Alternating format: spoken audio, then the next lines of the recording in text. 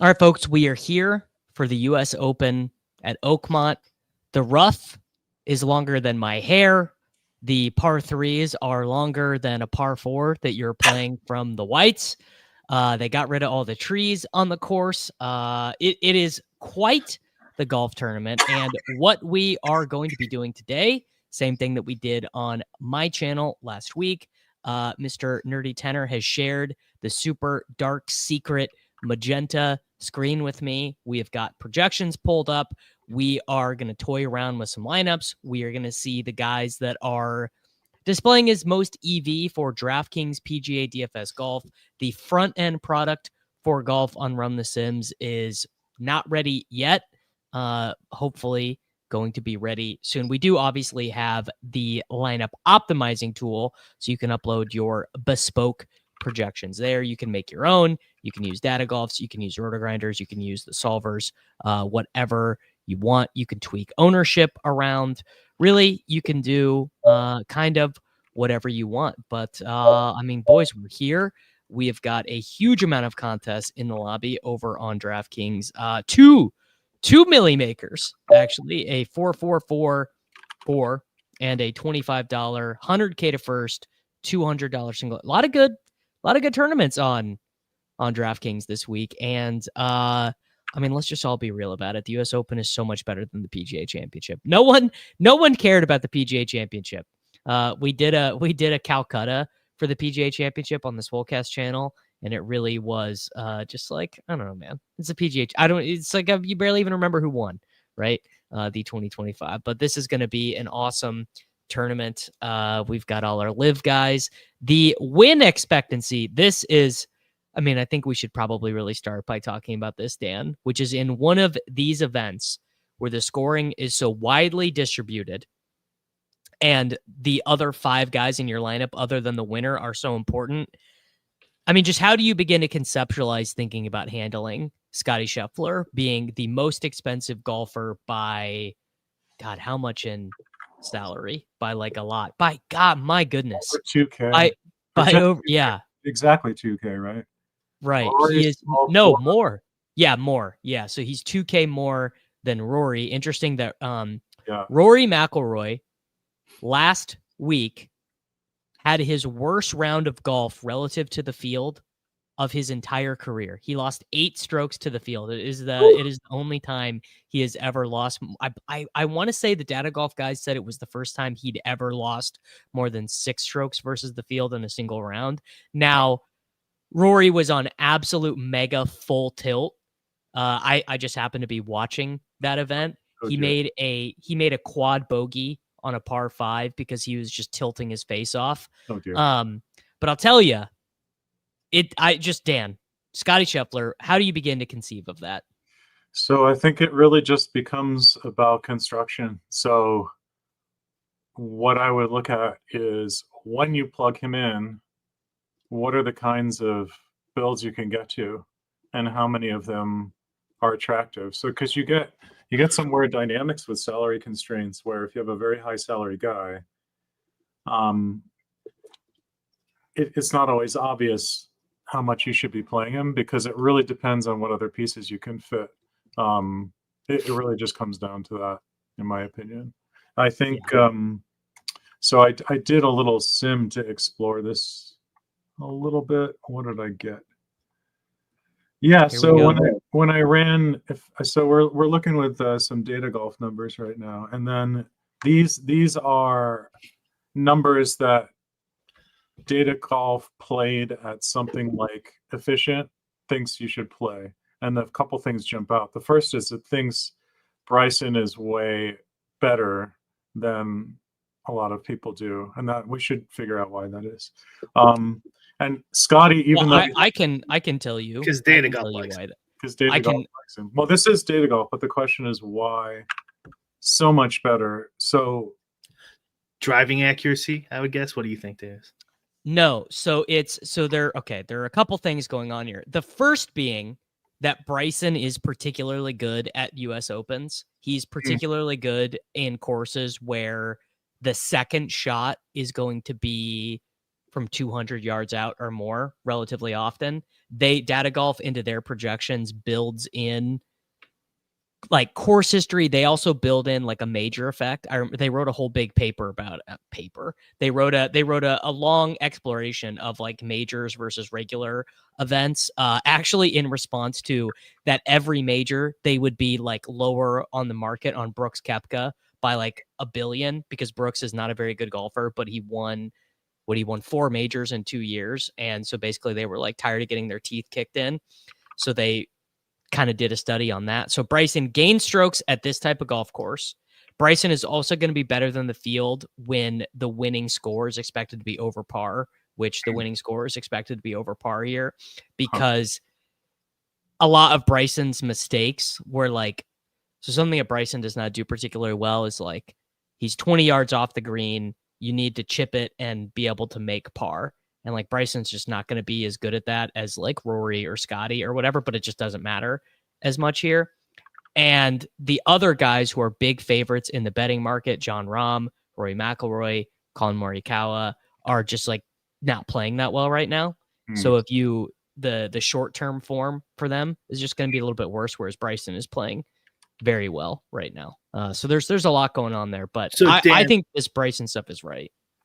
Okay, So- I'm taking a little look at some other sources here just for comparison. I'm just curious here. Okay, let me tell you this, Dan. Yeah. So on Data Golf's website, you could go baseline model or baseline plus course fit, course history. Yeah.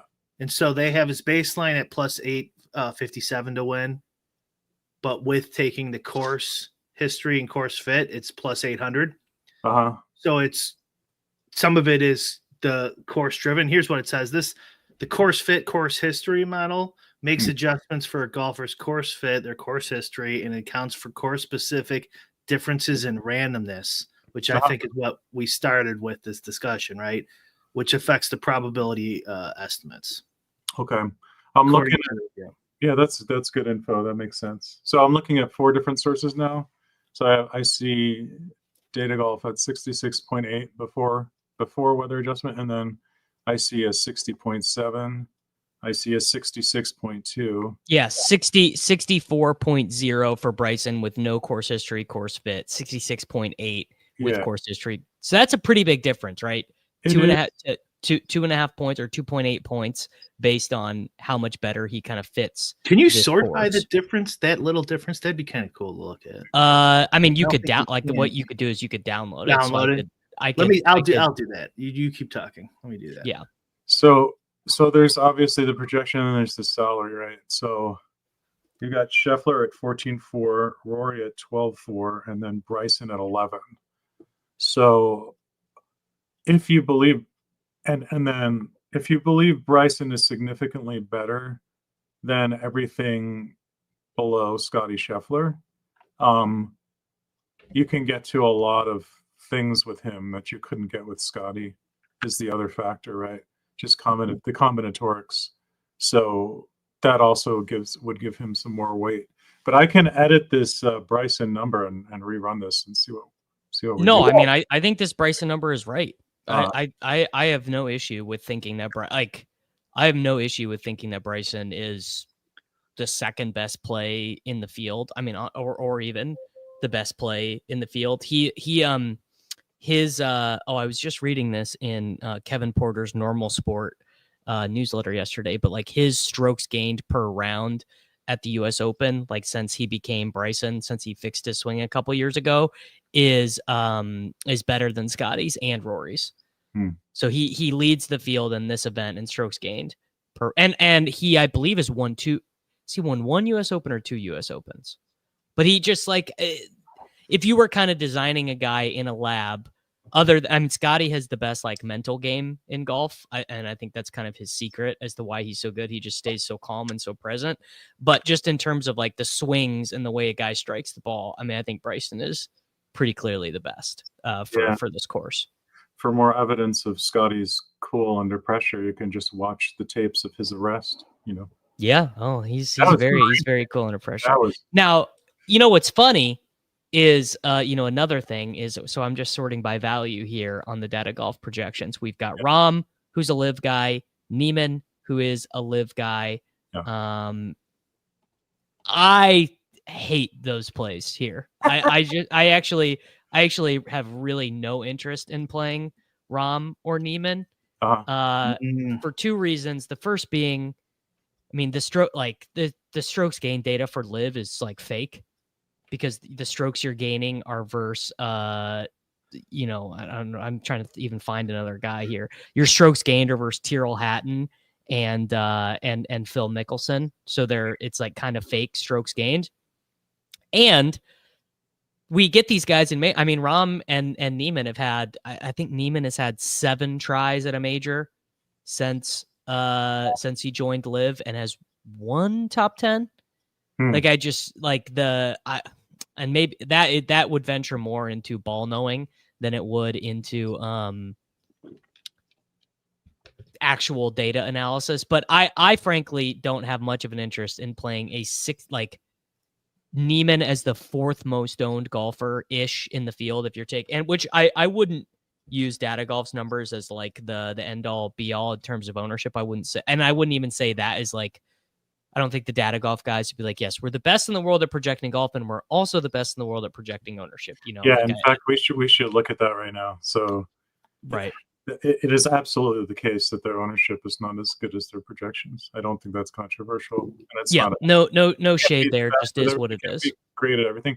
So if we look at this, so if we look at my Data Golf efficient ownership numbers, so if we look at Bryson at 47, so if that's anywhere close to true, I would be really shocked if the true ownership comes in at their number, which they were guessing 25%.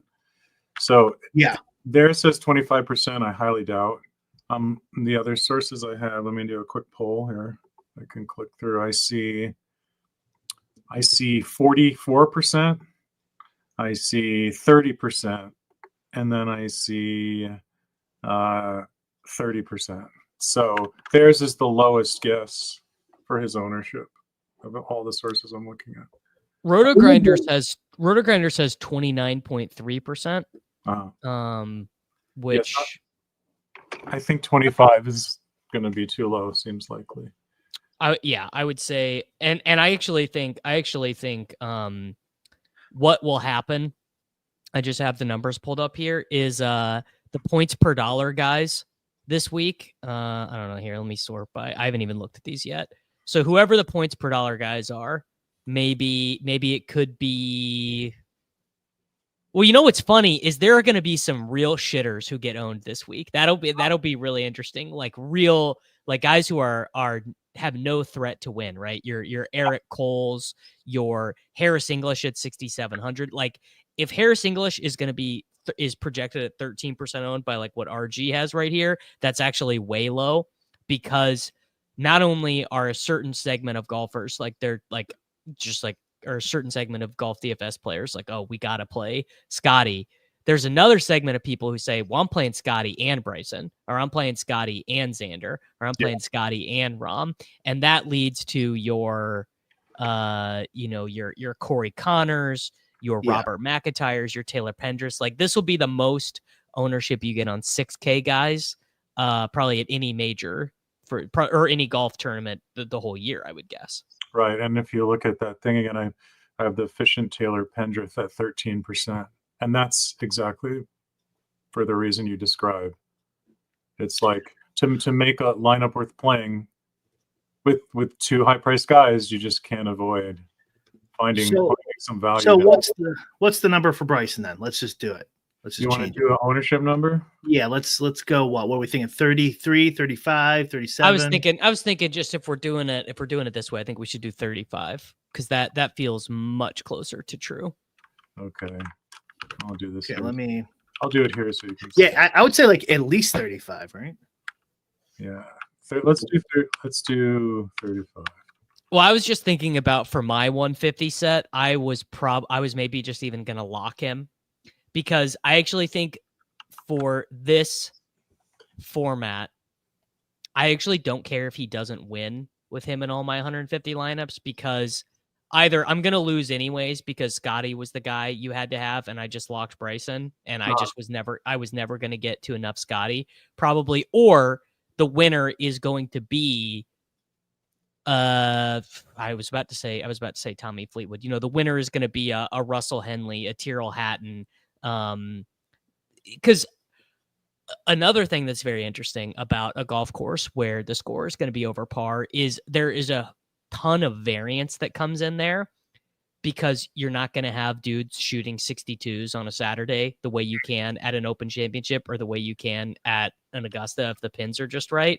Like, I would not be surprised if no one has a round below 68 for the whole week, which just means that, I mean, if I don't know, if Rasmus Højgaard just like runs, I mean, I actually don't think he can win, but if he just makes a bunch of pars, if he just has 2 straight rounds of pars on Thursday and Friday, I mean, you're a good weekend of golf away from winning, kind of without ever breaking a sweat. Yeah, that's the thing. You have to, because it can feel ugly to click on some of these names, but you're thinking of the scenario. The scenario is I pick 2 high-priced guys, and they finish first and third, right? And I just need enough. I just need the remainder of my lineup to not.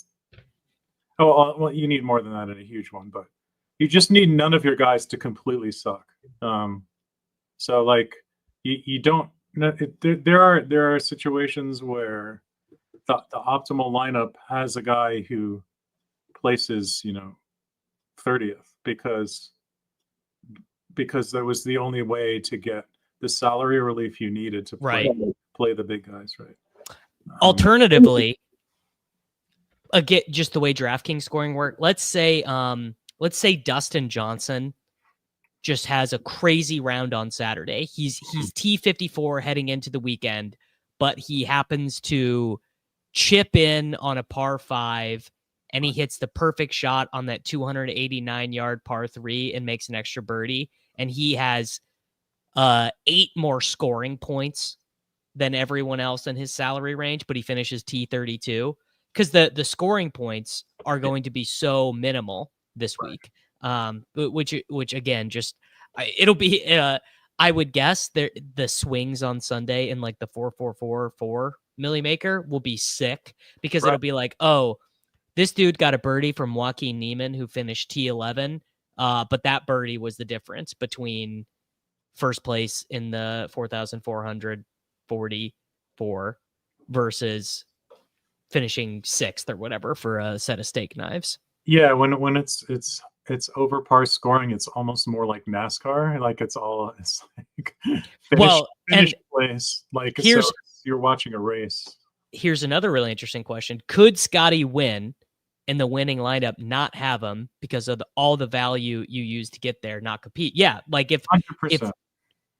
We've actually seen this, the Tiger Woods Masters, the 2019. Tiger was not in the winning lineup, which is that it does at Augusta. That is very uncommon, but that is just the way it played out. There's another wrinkle in the point scoring too, which could really make this happen. So only one player can get the 30 points for first, but any number of people can get 20 points for second. So you could have a situation where 2 high-priced guys tie for second, and 1 high-priced guy gets first, and you could get the 2 second-place guys, but not you know what I'm saying. So middling guys are good because you get like 9,000, 8,800. Get a couple of those guys in there, that changes everything. Yeah. So there are definitely ways that can happen. Yeah, if Corey Connors and Shane Lowry and Sepp Straka all finish tied for second, right, and they're all like very popularly owned, right? Like, so I would assume all of those guys will be in the 15 to 25% owned range, kind of depending. And yeah, those guys, that score could all be higher than Scottie's individuals. Scottie and Andrew Novak, right, combined for fewer points than Niemman and Lowry. John together. Kiefer, our pick last week, we didn't end up going with. Actually, had a good week. Low price this week. Is this is the highest full field salary ever, right, in DFS? Oh gosh, I bet I could. On DraftKings. Yeah, on DraftKings, the old full field, not showdown. I could run a script for that later and see if I can find it. Yeah, I remember it's got to be up there. Yes. You remember Jordan Lynch? You might not have been playing DFS then. Jordan Lynch was a Northern Illinois Salukis quarterback who he scored like 60 touchdowns in a season. Like he was like a running quarterback kind of. He was, I want to say once he got to $20,000 in salary on FanDuel. He averaged like 55 points per game. It was truly absurd. You said did you say Northern Illinois Saluki? Yes. Northern Illinois University. That's my school. We're Huskies. The Huskies. Who Southern are the Salukis? Illinois. Southern Illinois. You're bitter rivals. No, they don't have any good football. They had a good basketball team for a brief period. That was actually kind of fun. I got. So, what do you think course fit wise, Davis? Number one, Bryson. According to Data Golf, who is benefiting the most after Bryson? Or did you look at this already? No, I've not looked. Course fit. I am gonna guess. I'm gonna guess Lowry is getting a big course fit adjustment. See, this is why you make the big bucks, Davis. This is why you won't be working at Starbucks next year. That's right. Shane Lowry. Yeah. Well, I just think in my head, course fit for this, you think who can hit a 2-iron? Because you're gonna have to hit a 2-iron out of the rough to win this event. And Lowry can. How many guys even hit 2-irons? Well, I'll tell you the fifth one I don't like. You mentioned it already. Here, let me share it really quick. Okay. I gotta remove this and add this. I got it. You got it. Okay, you do it. Dustin Johnson. Let me tell you, DJ. I'll say it.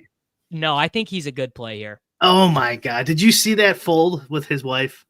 So I'll tell you why I think. I'll tell you a couple reasons why I think DJ is a good play. First being, he has at least seemed to finally care a little bit about playing on the Live Tour.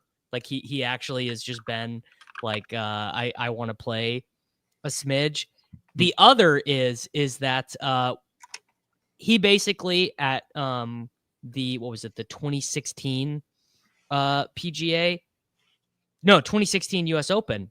He won at the 2016 US Open, and he basically played the single greatest round of golf I've ever seen to fire a 69 on the Sunday. His game is pretty good for this course, Brian. He kind of hits the shots all the way, and maybe he doesn't care, and maybe he just doesn't have the ability to do it anymore. But at 6,700, a guy who's won a U.S. Open at this course, he's not even. I don't believe Dustin Johnson is even 40. How much does this guy care? He's 40 about winning golf tournaments.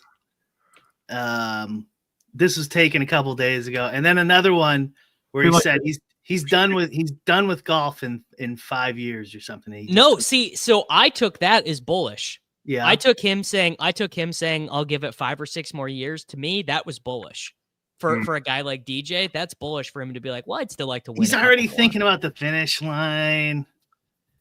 I mean, it's just he's so talented that you can't count him out. But I don't know, man. So I don't know. He's not played 0% at efficient DG. I was going to ask you what 0.1%. Okay, yes, and he's going to be owned at 5%. Yeah. So that's a bad play. It's probably no. I'll tell you what. His ownership is not going to get that out of hand because people are at the exact same price as him. You have Robert McIntyre and Harris English, both of who project better than him, and who idiot nerds who like fantasy golf like all these guys. Look at the fan favorites that are the same price as him. Mm-hmm. McIntyre, English, Akshay, Berger, McNeil, Ryan Fox, who just won last week. Like fantasy, let me tell you something about fantasy golf nerds. They cannot wait to click Akshay over Dustin Johnson. Who's higher around, Dustin Johnson or Adam Scott? They're the same salary basically. Adam Scott. Okay. Adam Scott will be more owned. You don't think Dustin Johnson gets 5% though? I mean, that's the kind of thing that I think is. I think that's well in the margin for error. It could be as simple as what does Big T say tonight on the show? What does Cody Main and Skylar say? Yeah. On ETR. I think if he's 2% owned, I don't hate it. I think he's like 5-6% owned. I'm saying right now in my 150 set, I'm gonna get over the field on both whatever Dan's computer says is efficient ownership and the field. I think it just kind of lines up too well. And I'm gonna lose anyway, so you might as well have a little bit of fun, right? Yeah. Okay. I also, you said you don't like Rahm. I like Rahm. Why do you like one Mr. Jonathan Rahm? Just because of the driving. And it's dew theory, which is scientifically proven. Off the tee, Rahm has gained strokes off the tee every tournament since June 9th of 2024. Mr. Rahm. But he is losing strokes around the green, which is sort of interesting. He also, let me tell you, man, the thing about Rahm is if you are sweating Jon Rahm and then you have to watch his fat slob when he gets mad, it is so infuriating because he's a big thing. And this is why Scottie's just going to win in the end. All these guys, right? Scottie's talked about it. Rory's talked about it. Xander's talked about it. All the dudes. I think Xander had the best quote about it, actually. He said, whoever is the most patient and just takes their most time and just thinks about this event is who's going to win. I would say, other than Rory, Rahm is the number one tilter. Like, I would, Rory is definitely the biggest tilter. Like, for a fact, if Rory makes a bogey, he's like, he should, whatever his true odds are of making a bogey on the next hole, you got to bump it by 10% because he's such a tilter. Rahm is the same way. Interesting. Yeah. You certainly see it more on Rahm's face. But yes. Have you considered he's due, Davis? Is he more due than Niemman? I mean, Niemman is the one that the gambling golf community thinks is before we move on though, should we move DJ up 2 points just for the fun of it all? Move DJ up 2-3 points, his ownership down to 2.5. No, don't move his ownership. Don't move his ownership. But give him an extra point or two, Dan. Okay. I can do Let's that. just see if he gets at least to something playable. Yeah. I do think it's just like, I do actually think that Rahm and Rory are too big of tilters to win here. And if I'm wrong, I'm wrong. But that is my operating assumption. It looks like Dan's stuff kind of like Rory.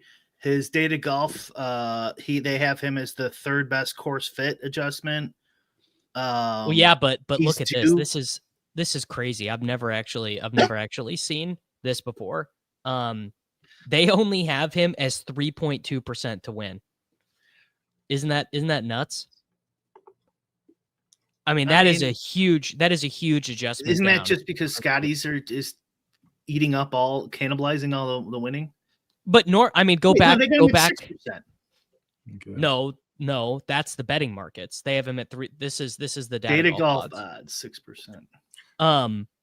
I'm giving DJ two more points. Okay. Now, granted, it'd be really interesting to see if you just took this tournament out. Look at this dude. Lost 1.17 strokes putting, 0.94 around the green, 2.87 on approach, 0.89 off the tee. Lost 5.5 strokes. I wonder if you just took that out entirely of his results, what his stuff would look like. Because probably a lot better. That is probably dragging him down a good bit. Which is like, whatever. But it is sort of interesting. Whereas Niemman, I bet Niemman has gained strokes. Not putting, but Niemman has gained strokes everywhere if else. This was 2 weeks ago, Rory would be like double. Yes. No, literally him making that 8 or that 9 on the par 5 Yeah. last week is People like think he doesn't truly. care and that he has the Grand Slam now. Yes. Yeah. I mean, he did have a quote to that effect last week when he did media availability at the Canadian Open. He said something like, he's like, you work and you strive for this thing for so long, and then you think like that's all I need, and then you realize it did. He is separated, I believe. I believe if you believe the reporting, which he is obviously kind of tight-lipped about it, his wife and him are separated or were separated and reconciled now. But wait, they changed. Rory changed his mind May 15th. Not getting divorced anymore, it looks like. Okay. All right, he's off the table. Rory's I mean, I'm not planning on playing a ton of Rory this week. Need some motivation here. Here's a guy I don't play. If he was getting divorced, he's gonna need a lot more money. Need a lot more money. His lifestyle.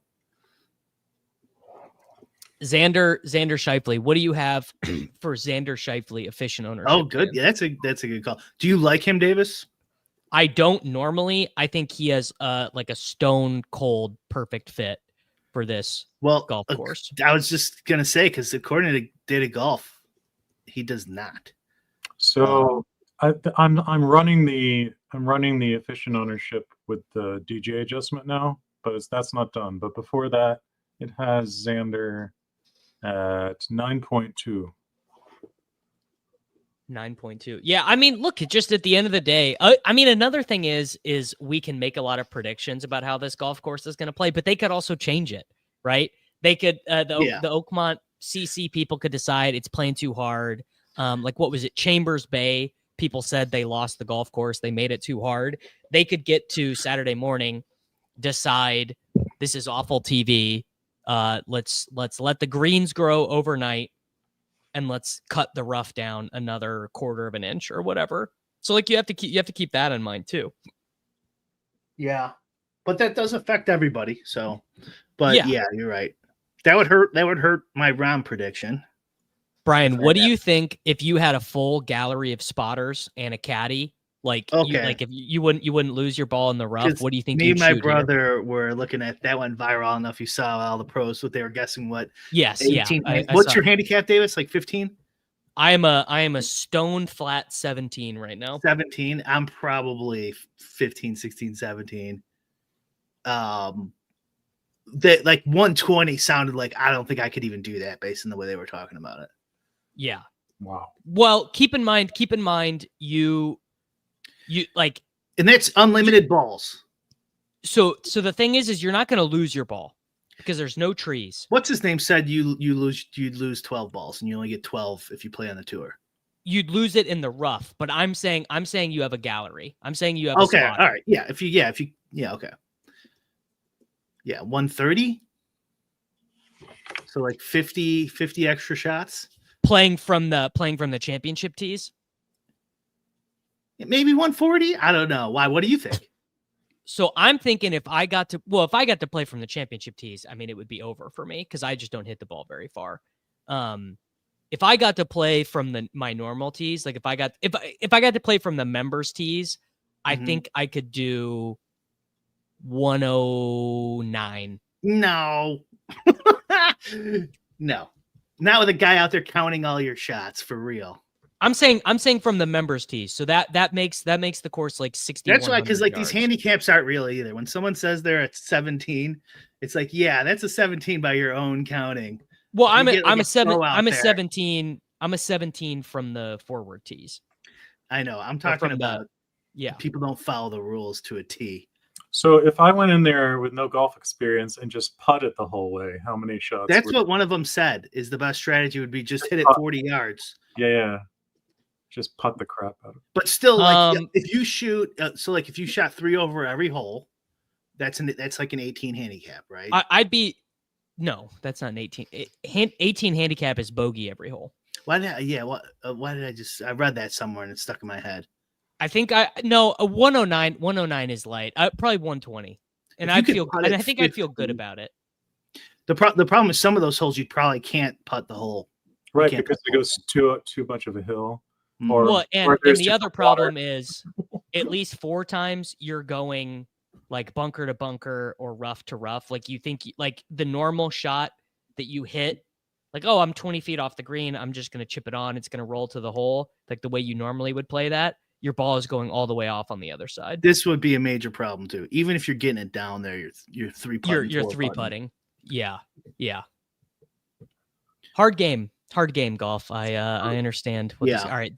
Do we have a rerun, Dan? It is cooking. Let me see where it's at. I wanted to make more adjustments before. It's going to be. Well, we can do this again as many times. Okay. I suppose we should actually talk about COLLIN Morikawa, who is like always like the most popular non $10,000 guy at the majors. Although interesting to see that his form has dipped a little bit here. He's actually lost strokes at 2 of these events, which is sort of interesting. I just ran this wrong. Sorry. That's okay. What do you have for Morikawa ownership, Brian?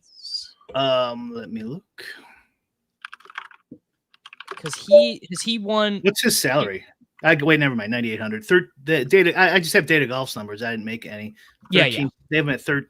Actually, because I normalized it because we're making adjustments to Dustin Johnson or to DJ. Bryson's, and so normalized it's down to 13.36 right now. Yeah. Well, he's really interesting in the sense that he's kind of taken the old position of Patrick Cantlay, who is always like the best projected second tier golfer. Yeah. So he's T3 to Masters. He won a PGA. He T4'd the 2021 US Open. And he won the 2021 Open Championship. So he's won 7 times. He's been as high as number 2 in official world golf rankings. He's not playing great right now. You can see like not always gaining strokes, didn't gain strokes off the tee at the PGA, didn't gain strokes on approach or putting at the like this is not his best. Actually, he's been in a bad run of form since honestly the Arnold Palmer Invitational, but you're getting It's been a while. You're getting commiserate ownership discount from him because normally at this price, I mean he's $5,000 freaking dollars less than Scottie. I would expect, cheap, though. Yeah, I guess I would expect the 6th highest projected owned golfer in the field at 9,800 to be more like 20% owned than 13% owned. But what's happening is it's all flowing to Lowry and it's all flowing to Scottie. Those are the 2 inflection points. Yeah, it's interesting. I think there's a psychological thing too, where I think when you get close to a certain sort of benchmark player, people are more likely to play that player. So 100%. like as you're moving up, you're like, well, I went this far, I might as well go all the way to, Bryson or whatever it is, So go ahead. When I see this, let me share my screen since Davis likes sharing the competitors' screens more than ours.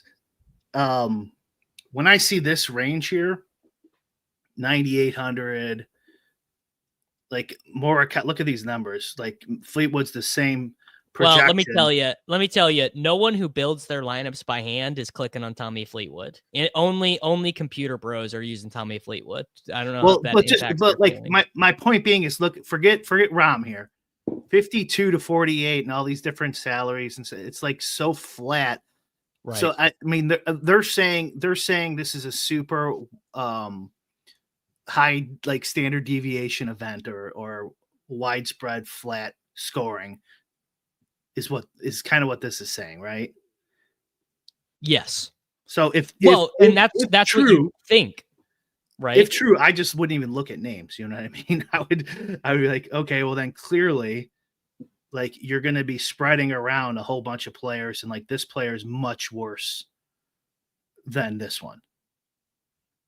When the ownership's flat like this. Now, I'm not saying these numbers are all right and everything. And by the way, we have to talk about Shane Lowry, I think, because this is crazy, isn't it?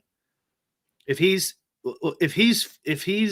got the same projection as Patrick Cantlay, Fleetwood, and Thomas at 7,800, he's going to be like 30% owned. Yeah. I mean, Lowry is probably I mean, it feels crazy. It's because he will be more like 25% owned than 12% owned, in my opinion. Well, then we just need to change that. Let's Dana, if you have the other people's ownership up, if you want to take a look. That's an important one, it looks like. But anyways, so Morikawa, like, seems like he should be mixed in there. And this might be too high, right? 13? No, that I think that feels about right. Because you think Fleetwood, you don't think Fleetwood's going to be 13? No, Fleetwood will be more. People love him in majors, it seems like, but he never wins. He never wins. On DraftKings, though, like, his ownership's pretty high, a lot. He's kind of a DraftKings darling. I mean, he always scores. He always scores pretty good. This is another when you ask that someone asked the question about can Scottie win and not be in the winning lineup. That's the kind of player you're looking for, is someone who scores. Correct. Like, how many times have we seen, like, in that type of event where the scoring is just insane? Someone barely makes the cut. They have a monster Sunday with no pressure, and they make it into the best lineup just because they had so many birdies, even though they're, they got 28th or something.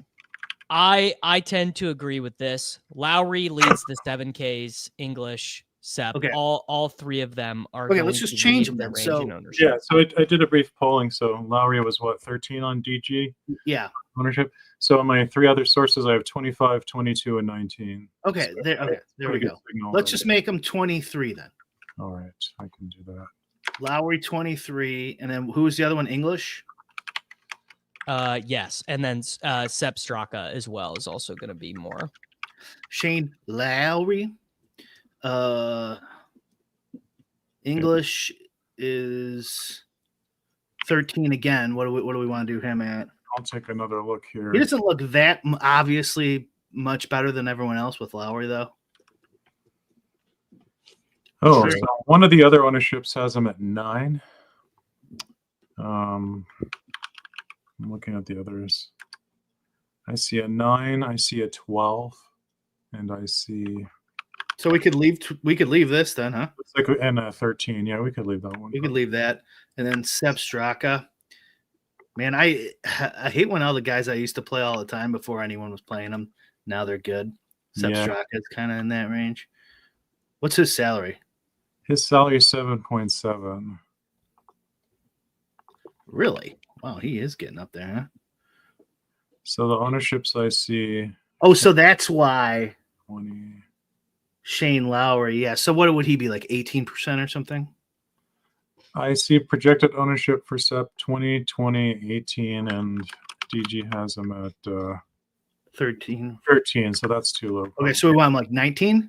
Let's give him 18. 18. Those all feel about right to me. Okay. So got any other outliers here? And so you're fine with Morikawa's numbers? let's see. Yeah, I mean, that one just feels like an ownership that's probably correct as to what the field's going to have, but I want to go over that. You know, Ludwig seems like a terrible play to me. He seems like a guy he's their fourth highest for course fit. I guess he plays the long stuff well, but man, I just feel like he's going to be tilting on these greens hard. So interesting. DG ownership has him over-owned according to my last run. So it has 13.6 and then efficient at 9.2. For DJ? That feels right to me. Oberg. For who? I couldn't hear you, Dan. Oberg. Ludwig Okay. Oberg, yeah. Okay, so I think it's fine then, right? Yeah, we're not going to get too much of them, which is usually the problem. Especially when you're running like what we'll run in a bit, where we're trying to get the highest EV. Like, you really care about adjusting ones that are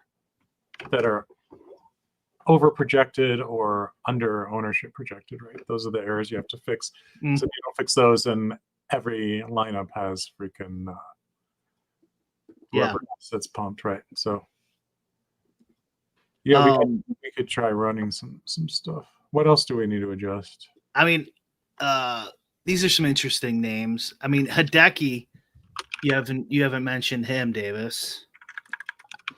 I mean, I would say these are 3 dudes that I don't have a ton of it. I mean, Hideki more than JT or Brooks. Brooks is like a $6,800 golfer, man. He stinks. Yeah, but it's a major. Yeah, it's a major, dude. I mean, he's not good at majors anymore either. He's not. No, he's been brutal, dude. Brooks, Koepka. Did he get married?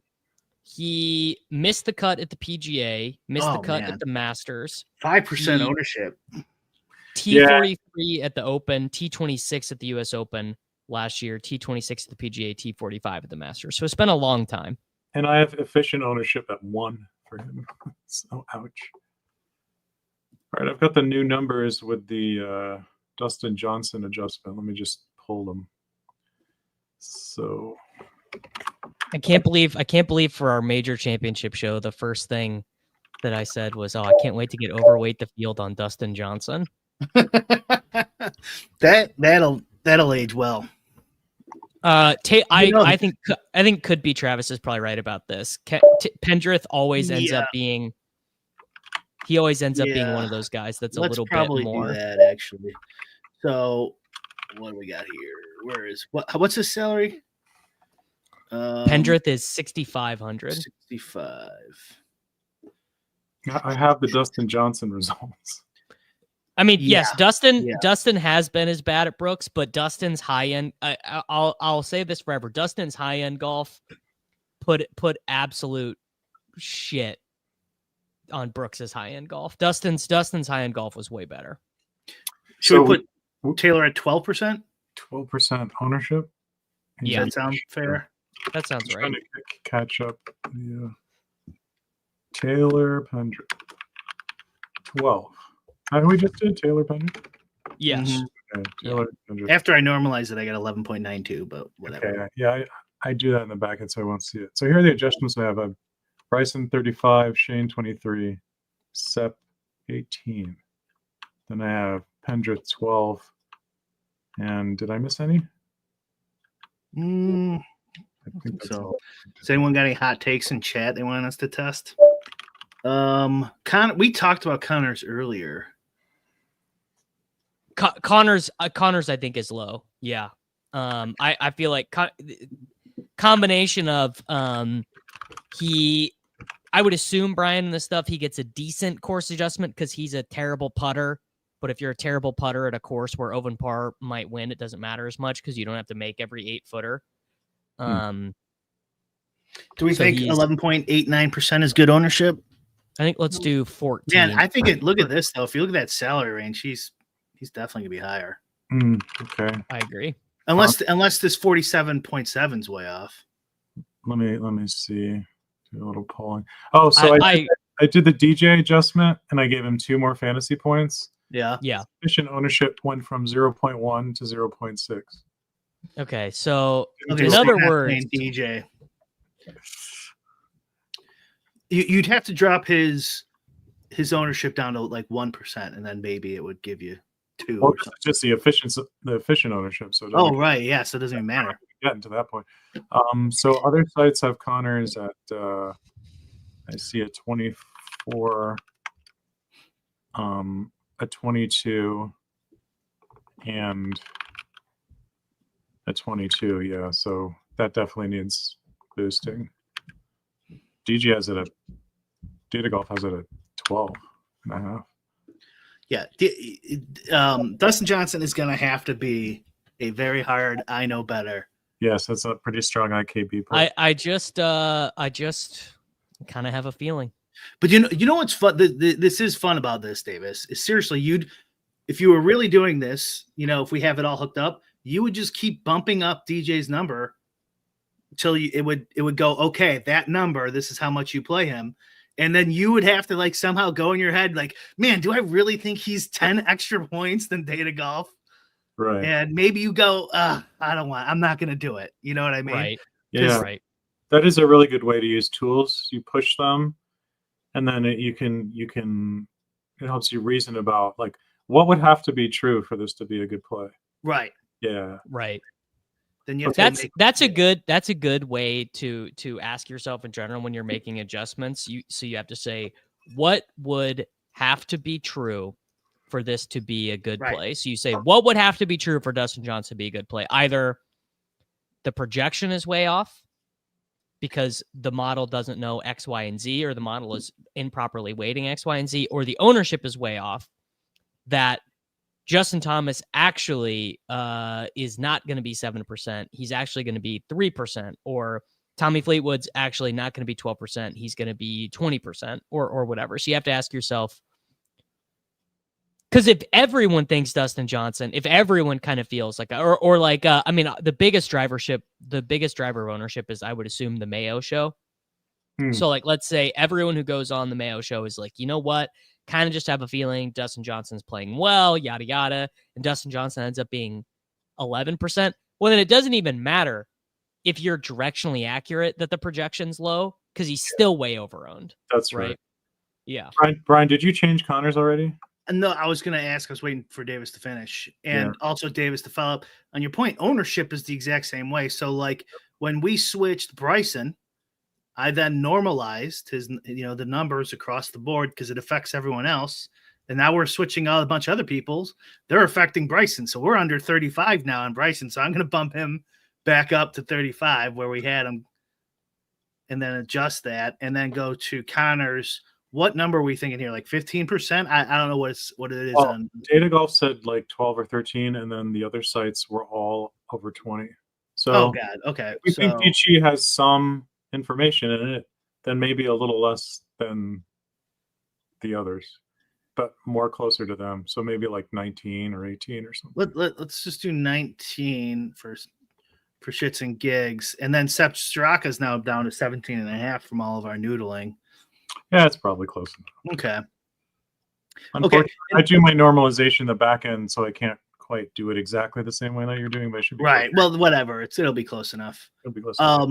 And then why don't we, Davis, unless you guys have other thoughts or anything, why don't we run it and then see who's popping and stuff, and then maybe adjust, like maybe some guys' projections are just too high. Sure. I can run some lineups here to see what we get. Can I show your screen? Yeah, go ahead. Let's get 1,000 candidates. Don't worry about the numbers. So this is just saying, given our ownership and the projections, sum on a bunch of fields and find lineups that win all the monies.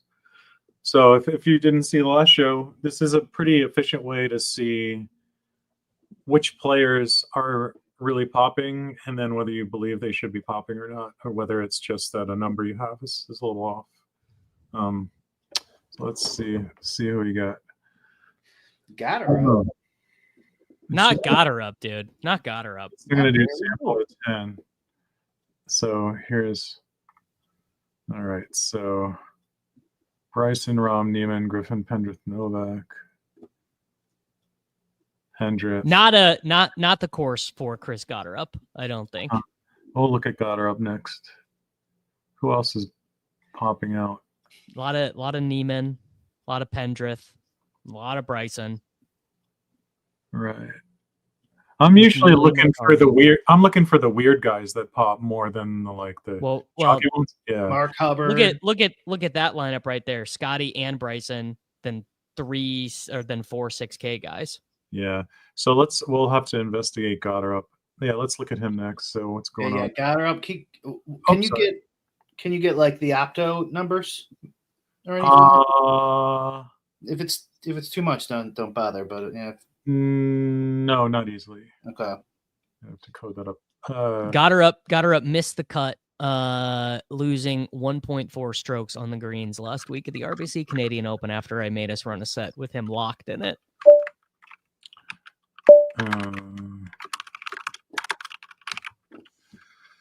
So this is a funny one. It just thinks Gotterup's a little bit better than the ownership would suggest. But the thing is, so this is really something we can talk about briefly.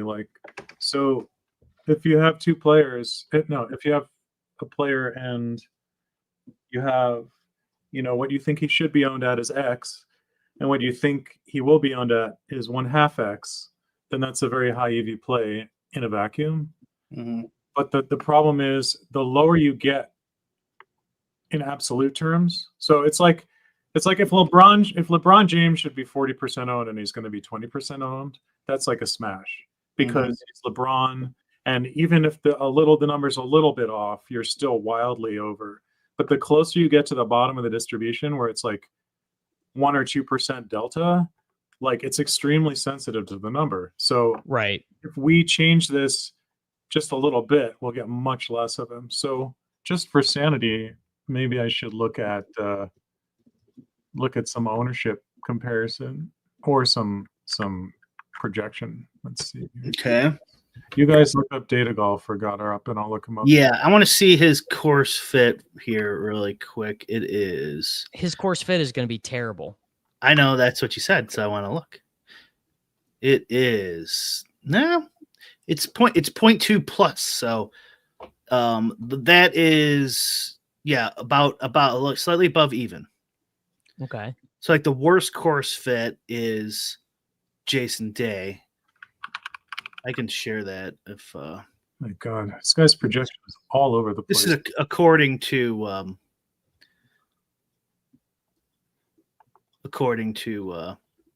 Data Golf. Okay. Let me show this. He does have this is true. He does smash the ball, and he might just on some of these courses, I wonder on some of these, like he'll probably be able to muscle them out of the rough better than many of the other guys. So I guess he's got that going for him. Like he can. You know what I found that he really has going for him? He's 5,400. Yes, yeah. He fits with Scottie Scheffler. Fits with fucking everything. That's probably what's pushing that number more than anything else.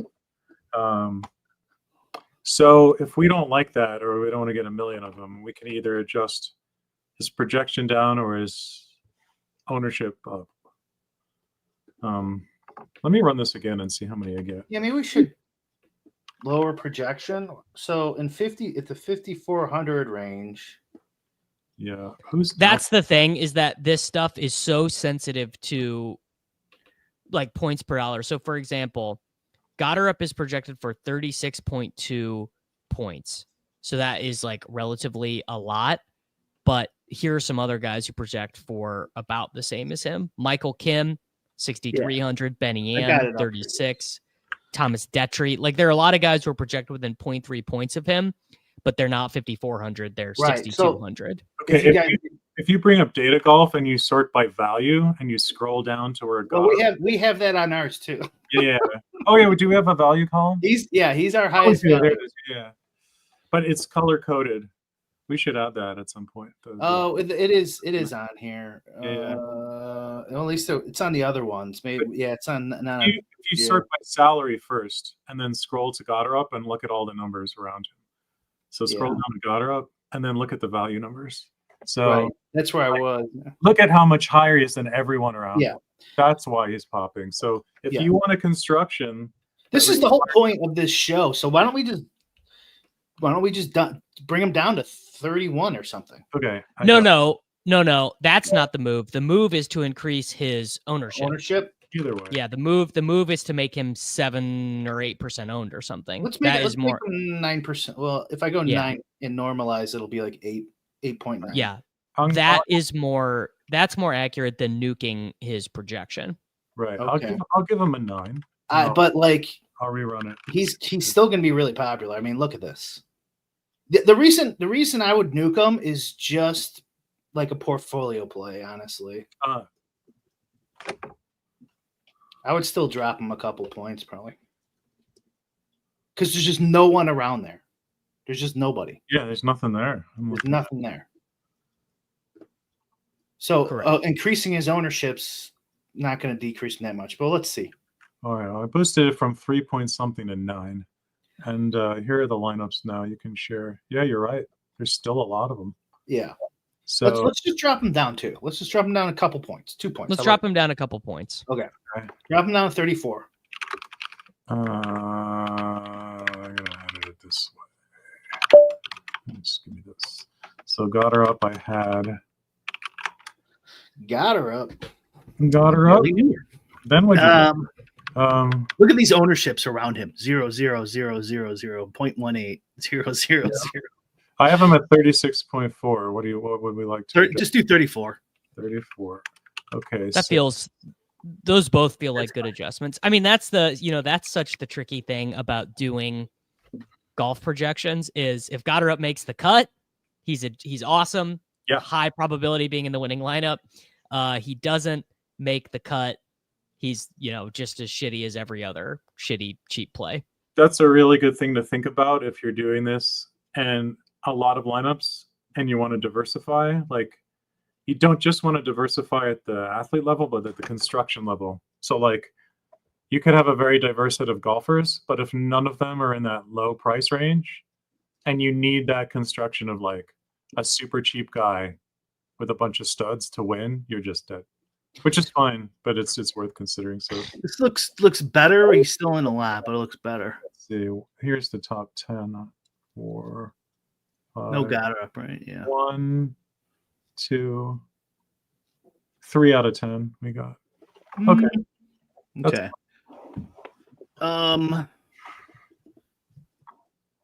You want to let me scroll more slowly through this? How about let's go to the top. And of course, standard disclaimer, it's going to pop the ones that got a little bit lucky in my sims. So what is really interesting is that so many of these are double expensive guy constructions, not a ton of like all 8K guy constructions. The first 4 lineups are Bryson and Rahm. That's kind of funny. Let's keep going. Bryson, Rahm. Okay, there's Scottie, Bryson. It really, really likes Bryson. Yeah. You're going to have to nuke Bryson in this because Data Golf loves him. Okay. So let's see. How do we want to do that? Ownership-wise or projection-wise? Well, we raised his ownership already, which probably means 35 isn't high enough. Right. So the projection is, what, 67? Why don't I would go 41% ownership, and I think, man, that really might be right, honestly. 41. Okay. And the projection might even maybe go down just to get less of them. So 41% Bryson, and then I'll take him down to, let's see. Oh, come on. Take him down to 65, 1.8. How about that?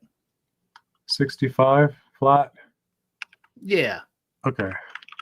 Might be. I'm sure I did that right. Might be too much, but. Sorry, as I edit stuff off screen here, Bryson. All right. I have given him 65 points and 41% ownership. Okay, let's rerun it. All right, let's do that now. And this is literally the code that we'll be running. Okay, I was just going to ask that. Yeah. When this is wired up to run the Sims, this is what's happening in the background. Okay. So it's exploitive. We're doing an exploitive approach here. That's right. Yeah, saying given what I think the field looks like and given what I think the golfers are going to do, give me the best lineups. All right, let's start at the top here. Okay, so now we're getting Scheffler, Niemman, Bryson, Rahm, Scheffler, Lowry. Oh yeah, it's mixing it up a little more. Okay. Gotterup still probably a problem, but that looks. But I think you do want to have some of him, right? Yeah. Probably. You definitely have to have some of them. Yeah, I don't think you want 33% of them, but yeah. Yeah. But what if? No. If you have a time because it's not about Gotterup. It's about does Scottie win? Yeah. And just at the end of the day, it's does Scottie win? If Scottie wins, a T48 from Chris Gotterup is money in the bank. It's like putting a gold bar in your lineups. It's like Scottie wins and another high-priced player gets fourth. Did Scottie Bryson? Yeah. No. We increased his ownership projection. Yeah, here's one. Just one? There's another one up here. Here's another one. Maybe we should. Here's another one. Okay, so he's 3 in the top 10 so far. Yeah. Okay. All right. Yeah, we didn't nuke his projection. We increased his ownership projection. Correct. Well, we dropped his projection too. We did both. Yeah. So this is what happens that's right. When yeah. you're texting throughout the show, Davis. No, we moved him from 66.8 back to 64. 65, I think. Yeah. It's 65, right, Dan? Let me check. Maybe we should put him to 66. It looks like I did him at 65 and 41. Yeah. You want me to boost him a little bit? Oh, this is a good question. Is there any way to do 65.8? Okay, very just make me happy. How do you guys feel about conditional projections or if thens? So if a lineup has Bryson, then docking Rahm. So if a lineup has Bryson, docking Rahm half a point for what, just because for like clumping reasons. Oh, I would. So I get the goal, and if that's how you need to get there, go ahead. I would probably not do it that way. Personally, I would do something else just because I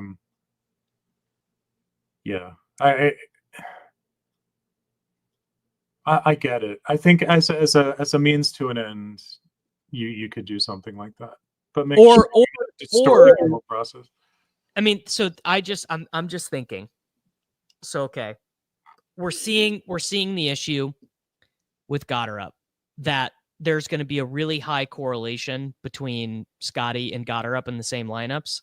And I am just wondering what's the manual way to solve for that, or do you not even want to solve for that? Do you just accept that it is what it is? Gotterup and Scottie clumping together. So they should clump together. The question is, are they clumping together more than they should? More than they should. Yeah. And then if they are, then it's your projections are wrong. Right. Or yeah, your projections are wrong here. Jordan L. Smith, who dat? I've never. Oh, you know what? Maybe I have heard of that person. I think he's like maybe like a high am or something. Okay. Huh. Jordan. Okay. So here's. So like for example, if Bryson and Rahm are clumping together, that probably means you're getting a mixture of a certain salary grouping, and just they're just being forced in there because your projections are too high on Bryson and Rahm. But we do have, this is like a portfolio question, really. And we are going to the final product, which is not done yet. We'll have a portfolio option if you're really interested in that type of diversification stuff. But like actual that granular optimizer adjustments and stuff, we'd have to like add something. I don't know if it's worth it. If anything, I think we would add, and this is a conversation I want to have with Dan one day. Maybe we could do it on Endgame.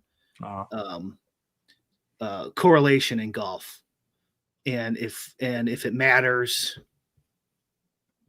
and then if we decided it did matter, then you could have like a little correlation matrix on there you could do, and then they could just adjust that correlation matrix. If they don't like Rahm, just put a negative correlation between Rahm and Scottie. Right. You know? Right. That's the way to solve it, is a correlation matrix. Yeah, probably. No, there's a million ways to solve it, but if that's the real question is why is it happening? Like, yeah. So if it's a problem, that means something's happening that you don't want. So fix whatever that thing is. It's just like, well, the problem that you wouldn't want is the projections have a higher degree of certainty that Chris Gotterup is going to play well at this course than I do, right? That the projection assumes too great a chance that he is the only golfer in that salary range that makes the cut. Whereas it's saying, I don't know, let me sort by salary here. Right. So it's saying Johnny Vegas is significantly less likely, or Mark Hubbard is significantly less likely, or Thurston Lawrence actually would be one of the guys I would put in there as a chance to make the cut, or Zach Blair. Honestly, there are guys down here who are, in my mind, like coin flips to make the cut versus Gotterup. Truly. Yeah. So in that case, the the source of your problem would be that your sim, whether it's in your head or a literal sim, is not getting the variance of the players right. So it's what you said earlier, and like that's one way you could get clumping that you really don't want, is where you have your your median projection, but the problem is it thinks those numbers, the projection is too tight. It thinks the variance is too small. So that would be one case where, like, if you imagine like a whole bunch of players in the same salary range and their projection isn't that different, but you're getting a ton of one over the other, that would be a sign that whatever your process is doing, it's underestimating the variance in the points, right? Because if the variance is, the bigger the swings are, the less you care about a relative projection difference, right? So and just so this clear, some people probably think of this as like an optimizer. This isn't an optimizer he's doing right here. So it's not just summing the total of points and then that's a lineup. This is searching through tons of variations, right, Dan? Yeah. And well, in these quick ones, it's just looking, it's running against a bunch of fields and it's just giving me like 1,000 lineups, but I can run more than that. Let's do 50,000 and see. Well, I kind of want a couple lineups. How much longer we got, Davis? Like 20 minutes? Yeah. And if you want me to enter a lineup and have it rated, I can do that too. Okay. Oh, that's a good bit. That's you how want to we make get a people to lineup. subscribe. We did that last time. Yeah. Okay. Let me I'm in a bunch of these single entry contests. So let me just hand build so based on this conversation, I'm going to hand build something that I think is playable. Okay, but let me get your projections and ownership and run the sins updated here. And then all right. Note is that the ownership. Okay, use that, Davis. Change for a smaller field, so I don't have that right now. Just for people. All right, let me do. All right, I want to lock Lowry and Shane Lowry. Can Bryson. We see your screen? Yes. See what you're up to. All right, I'm gonna lock Lowry and Bryson. I'm Okay. gonna exclude Niemman. Chonky. I'm gonna exclude Rahm. And How come you don't have by projected ownership the updated stuff? Once again. I didn't refresh. Is that right? No. Go to the upload projections thing. What do I click? Reset all? Yeah, click reset. See what that does. That's right. Yeah, that's our alter. Okay. Lock Bryson. Exclude Niemman. Oh, change Bryson to 65.8, Davis. Sorry. Lowry. Bryson to 65.8. I'm going to exclude Sam Burns. I think he's chalk donkey. I'm going to boost Jordan Spieth. And let's just click run. Let's just generate some lineups and see how these look. Top team is Bobby Mack, Lowry, Berger, Rahm, Bryson, Corey Connors. I mean, that looks pretty good, but that is some chalk donkey shit. Let me see what the highest speed lineup is. If you look at the second to last row, yeah, exactly. You're that 109 maybe is your lowest. This looks good. Let's oh, that has Rahm on it. Don't like that. Can I get because I'm going to make a Rahm lineup after you're done. Oh, these all have Rahm. All right, I'm going back and just X Rahm out. Yeah, I'm going to X Rahm out, and I'm going to generate some more lineups. It's a pretty quick little lineup builder. Because it's golf. Golf is nice and easy. Yeah. All right, top speed. Okay, here we go. Now we're cooking. Run this one for me. That looks strong right there. Just my gut instinct was that looks pretty good. Connors. What did I miss? It's super chalky. Jordan Spieth. Oh, I missed JT. Do you want us to list off the names? No, I got it. It's running. Guy's a good typer. If nothing else. Yeah, I imagine that's going to score pretty well. So I'm running this against on the Millie, on the $25 Millie. If this grades out well, I'm going to enter it in the 50K Albatross, which is the biggest single entry. Okay, it likes it a lot. Yeah, there it is. Yeah, look at that. That is $31 of expected value. All right, I mean, I'm not going to beat that, right? No. Also, I don't. Can you spend that right now? Or did the Big Beautiful Bill outlaw that? I can't remember. I'm not sure. I think it's in a rider that it needs to go through the Senate. Okay. I mean, this is a good lineup as long as Scottie doesn't win by a touchdown. Connors, you don't have Scottie in there? No Scottie. No Scottie. No Scottie. Many such cases of. Is there a chance Scottie could be like 14% owned? No, right? No. Even at 14,400. No chance. It's not possible. We might have weird ownership deltas between the huge millie and some of the smaller contests. That'll be really interesting. To see that. But with 140,000 entrants, you can't tell me there's only going to be 15% of players playing Scottie. No chance. Okay, my Rahm lineups here. All right, show me here. Can you see this, Davis? Yeah. Yes. Yeah. I like Joaquin too. I know you don't, but I'm not afraid of it.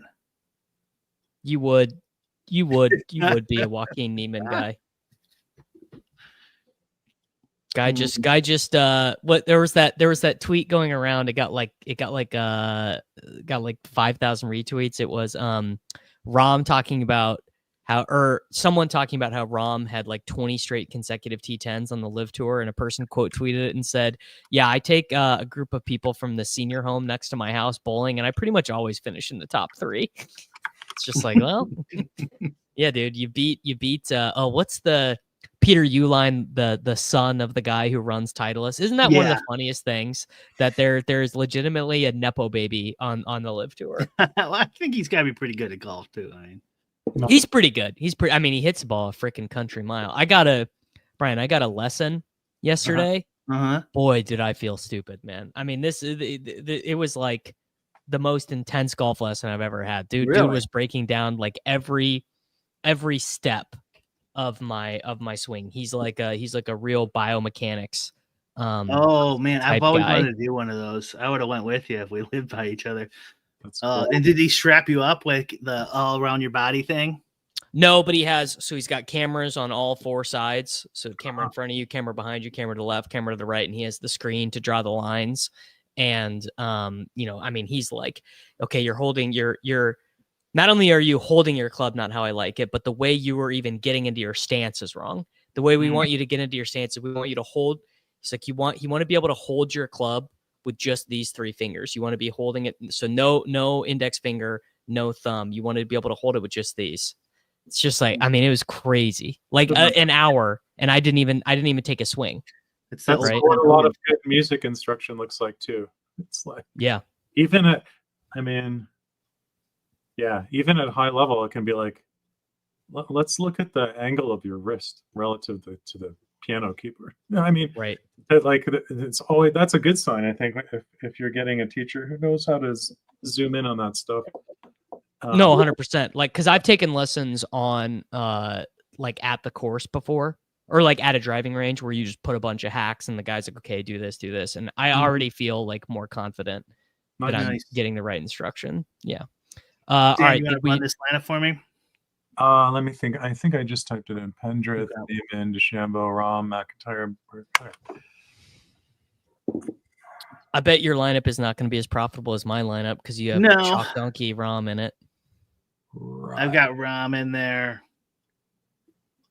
And you don't have Shane Lowry. Shane Lowry is the EV machine. Shane Lowry's going to be an EV machine in this, I'm sure.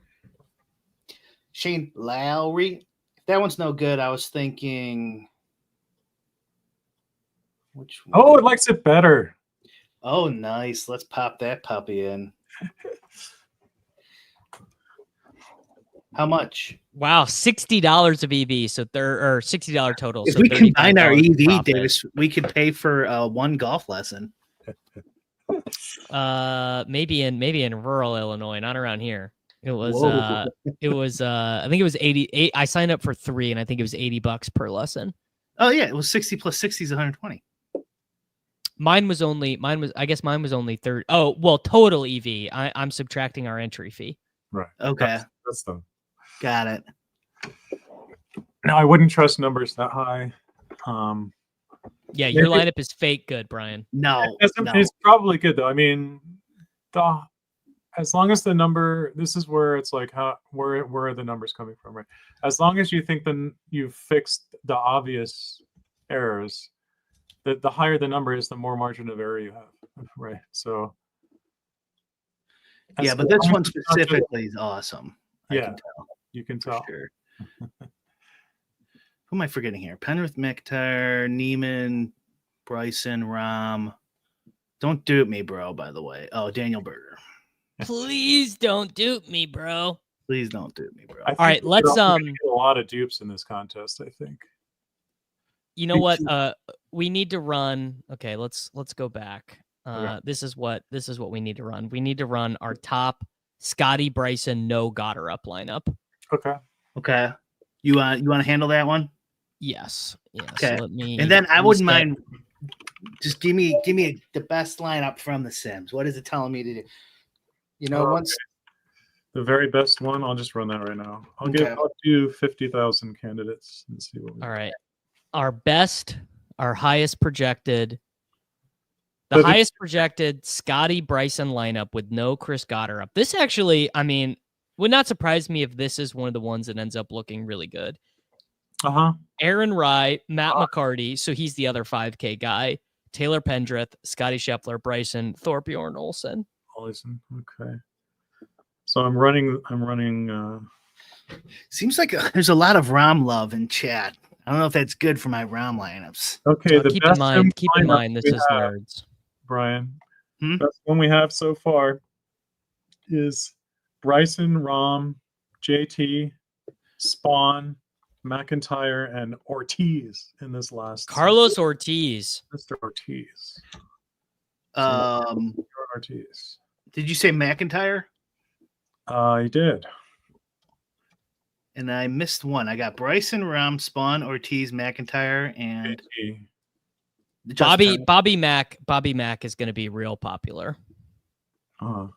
Ortiz, man. Okay, I could live with JJ Spawn. I'm playing it, but I can never forgive when I play the Outlaw Tour, and I'm like, you got to take Spawn. He's the only actual professional golfer. And no, Damon played too. Didn't even make the cut. Damon might have played that first one too. One other guy did too. I remember reading on Rotogrinders, Notorious. He did a full deep dive of he was. What a time that was, man. That we were doing deep dives on these like not tour pros, like shop pros, like PGA pros who were playing these. Like he was like looking up guys like GIN numbers and stuff. I mean, it was like really incredible stuff. Wild. All right, one more. When one of those guys makes it really far, like it's. Oh yeah. Everyone is, everyone's rooting for them. Well, except I hated every minute of the Michael Block experience. He was the worst, dude. Hated that. Okay, here is our top projected. Do we care about ownership here? No, I mean, it's going to be pretty low because it's not going to have Gotterup, right? So Ryan, McCarty, Pendrith, Scheffler, DeChambeau, and Olsen. I don't know how to pronounce that guy's name. Should look it up. All right. Thorbjorn Olsen. McCarty had a great multiple McCartys in the field. I need Matthew McCarty. Yes. Okay, there we go. I bet it's not going to love our EV here because it's like, what are you doing passing up on Gotterup for McCarty? You're an idiot. Maybe. You're giving up 1.5 points for nothing. Yes. Man. I can hear the machine whirring. I don't get to golf this weekend. I'm already kind of bummed out about it. It's gonna be my first weekend not golfing in like 2 months. What, Father's Day? Is this Father's Day? Going Going to Chicago. It is profitable, but much less than the others. Here it is. You can share it. It's $6.68 in profit. Oh, should we play it? Because it's saying you're like, it's literally telling us you're playing bad. Well, it's still money. Yeah. It's still money, but it's saying you could just very easily be making a more profitable choice. So why aren't you making the more profitable choice? Right. Yes, yeah. But there is a lot of combinations that should be popping. Yeah. In theory. Golf. All right. Golf there's so many combos available, so you really can play almost any player you want and find some combo that should be profitable. All right, Dan. So I'm just thinking, tell me how you as a programmer would approach this problem. Which one? Here, supposition or proposition. All right. Your confidence interval and the accuracy of a projection should decrease as the skill value of the golfer decreases. So like, we can have a really high degree of certainty that Rahm and Scheffler and these guys, Rory, they're all being projected correctly, but we should have a much lower degree of certainty that Matt McCarty, Thorbjorn Olesen, Chris Gotterup, that those guys should be projected at their number. How would you approach that from a programmer's state of mind, or as a DFS player? I think you could just think of it statistically, right? So two things should happen. So if you imagine it in the limit, let's say there is a club pro playing this event, right? And you know nothing about him. Nothing. You just know he's a random club pro. You just know he's a random club pro. So what you would do then is you would find the average. You would try to compute some average projection for what a random club pro does, and it would have a very large standard deviation on it. Forget about the cut for a minute. So the less you know, the more the projection should just go towards some neutral median, and the wider the standard deviation should get. It was like that joke I made, like I can make a perfect projection system for like every golfer in the field. I just project every golfer to have the average score, and it will over time it will match perfectly, but the deviation will be gigantic. So it's about raising the deviation. And I think if you just look at good sites, they do this. Like if you drill down in Data Golf or SaberSim, if you look at the standard deviation relative to their projection, it is higher for those lower projected guys as a percentage of their total points. Mm-hmm. Yeah, which is what you want, because you're right, you don't know what those guys are going to do as well. Another way of thinking about it is like a projection is sort of like a cloudy image of the future, and like the further down the distribution you get, the more sort of fog of war there is over the projection, the fuzzier it becomes. So yeah, it's really just about the variance should go up the less you know. Right. I mean, that does make sense. I don't know what else to say about that. Yeah. It also means if you're hand building, you have to be very careful, right? Because if you're hand building, especially not with a sim tool, like you don't have a direct handle on the variance. You kind of have to manage that yourself. Mm-hmm. Right. So if you're just like plugging optos in, like the more of that low projected guy I'm getting, make sure you know what it's for. Like if it's because he's well projected and he's the only one in his salary range, it's one thing. But if it's because he's projected a point or two higher than the guys next to him, then I would be like, I probably don't want to be taking it too seriously if I'm getting a ton of this guy. Okay. What are our next steps with this tool getting people access to it on Run the Sims? It's getting these lazy ass programmers to do their job. No, I actually have a lot of it ready. We have another person working on it, so it's really just wiring things up. And once that happens, we should have something for people to play with, whether those people are us or the public or both. And when, I never promise a date. You'll never hear me promise a date. Sure. But hopefully soon. Okay. There you go, folks. US Open. Who wins? Who wins, Brian? Who's winning the 2025 U.S. Open at Oakmont? I mean, I guess I have to go with Rahm. That's the problem with doing these shows is you back yourself in a corner and then say stupid shit like, "Who's gonna win?" Like, I have no idea. I mean, I kind of like Bryson, so I always want Bryson to win. He seems very likable. Yeah. Mm-hmm. He is very. I mean, he is very likable. Plus, I love that he's like got this like super jock build, but he's like a super nerd, which is very appealing. You know what? I'm gonna Dan. Can you build me a show me a lineup with not when the show you can show me after he's run this really good. I want Hideki. I think Hideki's gonna do better than no one's mentioning him. I'm gonna he'll be my whatever pick. I have not bet anyone to win this event yet. I'm gonna be in Illinois this weekend, so I'll be able to fire. It just feels like, I don't know, man. What am I gonna do? I'm gonna bet, and then Scottie's gonna win, and you're gonna be like, great. So yeah, I don't know, man. I tell you what, if I was gonna bet, and in fact I probably will, because I have a buddy who will bet for me on DraftKings. I will bet Lowry, and I'll bet JT, and I think I'll get a good sweat out of that. Nice. That feels JT right. Maybe. I've told this story a million times, but back when DJ was DJ, and he was like 13,000 salary, owned by 50% of the field. And I'm just like, this is golf. This is the dumbest thing. And then he was, he won it by like 14 strokes. So it feels to me like golf. 14,400 for a DFS golfer is too much, but maybe not. Yeah, exactly. But all right, guys, make sure that you're heading on over to runthesims.com. You have got access to our lineup builder right now, so you can upload whatever projections you want, and you can get into this screen. The landing page for access to the Golf Sim stuff is going to be up very soon. I've seen what it looks like. In fact, I can even share with you guys right now. The PGA Basic is going to be $25 a month.